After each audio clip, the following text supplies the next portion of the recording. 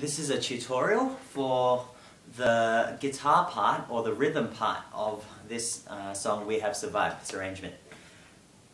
The guitar plays rhythm in reggae, and when it does play rhythm, it's always on the offbeat. So what I mean is this: when we play this song, it's always 1 and 2, 3, 4, 1, 2, 3, 4. It's always on the offbeat. We play it on the ands. So the other thing is we don't play normal traditional chords down the bottom. That's a D minor chord, but usually for reggae we play right up the top of the fretboards, where it's a nice and high and punchy sound. And we usually only play the top few strings. We don't really play the bass strings because the bass player covers the bass lines. So we won't play full chords. We'll just do the top few strings. So, having said that, the intro and the verse, there are only two different chords here. There's a D minor and there's a C major. Now, D minor, this is the version of D minor we'll play for this piece. All we need is one finger, right down the 10th fret, just like that, covering the top three strings, covering the E string, the B string, and the G, and on the 10th fret on all of them. So it should sound like this.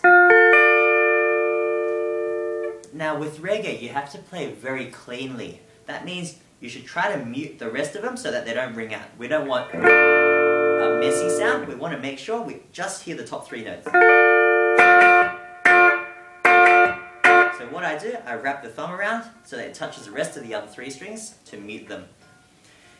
That's the D minor chord. Now, C major, down 2 frets, so down to the 8th fret on the high string, the 8th fret on the B, and then the 9th fret on the G. Okay? That's a bit out of tune, but... And once again, thumb mutes the rest of the strings. Okay, so let's string that all together. Here's the verse and the intro. 1, 2, 3, 4. 1, 2, 3, 4. 1, 2, 3, 4. C. 3, 4. 1, 2, 3, 4. That's it. Okay, and that goes on the whole of the verse. When we get to the chorus, the chords are a little bit different.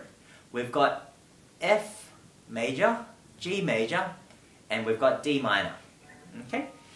Now, the F major chord is very similar to the D minor chord, except it's in the 3 strings in the middle. So we've got 10th fret on the D string, 10th fret on G, and 10th fret on the B.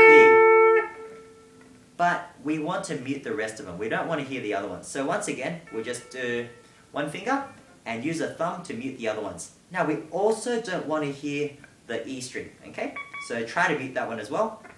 I normally just play like this so that I'm pressing down on the middle 3 but not pressing down on the last one. That one is muted now, okay? That's the F chord. Now G chord, G is just 2 frets higher than F, so we just need to move our finger 2 frets higher, and that's a G chord. Okay, 12th fret on the D, G, and B strings, and mute the rest, and that's a G chord. That was a bit messy. Once again. And the last chord that we want is a D minor. That's, once again, we're just playing with the middle 3 strings, playing 12th fret on the D, we're playing 10th fret on the G, and also 10th fret on the B. Okay, that's the chord we want. And we mute the rest of them.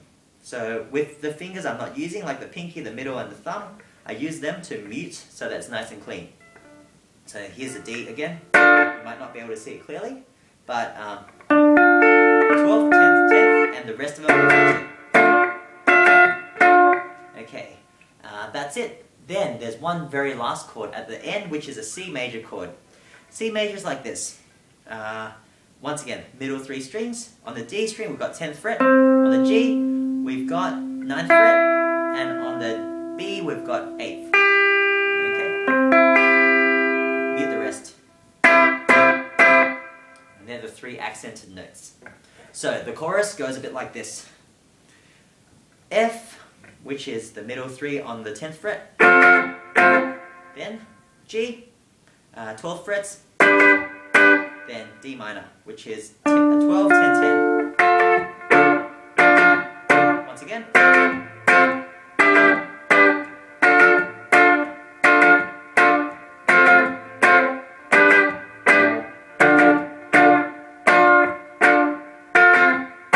This last time, C. Okay, 3 large hits on C, and that's it. Then we repeat back to the start where we've got 10th frets on the top 3 strings.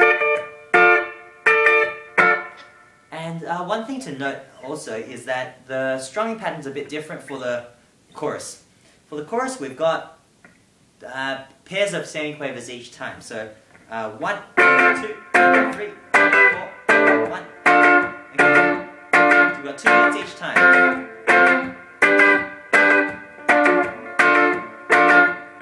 When we get to the end, it's 3 accented quavers. So. And that's it. So hopefully you would have learnt the rest of the piece on the guitar. It's worth looking at the piano part as well. It's a lot easier and it's the same rhythm and all that. So check out the piano part as well.